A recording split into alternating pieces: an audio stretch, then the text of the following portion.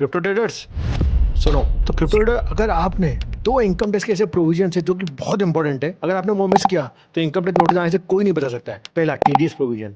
आपने जो भी किसी भी एक्सचेंज में, किसी भी क्रिप्टो करेंसी एक्सचेंज में अगर आपने कोई कॉइन सेल करी है तो आपका टीडीएस का प्रोविजन कटा होगा, टीडीएस आप पे लाइबिलिटी आई होगी और टीडीएस कटा होगा।